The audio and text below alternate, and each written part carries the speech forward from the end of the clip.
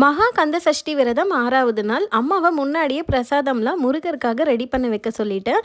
பால் பாயாசம், சுண்டல், பானகம், பஞ்சாமிர்தம், வடை இதெல்லாம் தான் பிரசாதமாக பண்ணி வச்சுருந்தாங்க. முன்னாடியே எதுக்கு ரெடி பண்ண சொல்லிட்டேன்னா, இன்றைக்கி திருச்செந்தூரில் முருகர் சூரசம்ஹாரம் பண்ணுவார். அதை நியூஸில் லைவ் போடுவாங்க. அது ஃபுல்லாகவே பார்க்கணுன்னு சொல்லிட்டு நான் முன்னாடியே ப்ரிப்பேர் பண்ண சொல்லிட்டேன். 2 பேரும் சூரசம்ஹாரம் பண்ணுறதை ஃபுல்லாகவே லைவில் பார்த்தோம். அங்கே சூரசம்ஹாரம் முடிஞ்சதும் அம்மா மஞ்சள் உப்பு தண்ணி வீட்டில் எல்லாம் ஃபுல்லாக தெளித்து விட்டுட்டாங்க.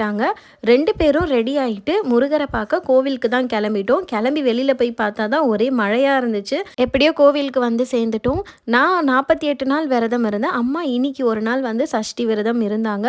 நல்லபடியாக எங்கள் வேண்டுதல் எல்லாமே நிறைவேறணும்னு சொல்லிட்டு முருகருக்கு நெய் தீபம் ஏற்றி அங்கே கோவிலே சாமி கும்பிட்டு வீட்டுக்கு 6 வெற்றிலை தீபம் ஏற்றி நல்லபடியாக பூஜை பண்ணோம். முருகருக்கு முதல்ல எடுத்ததும் பானகம் தான் கொடுக்கணும்.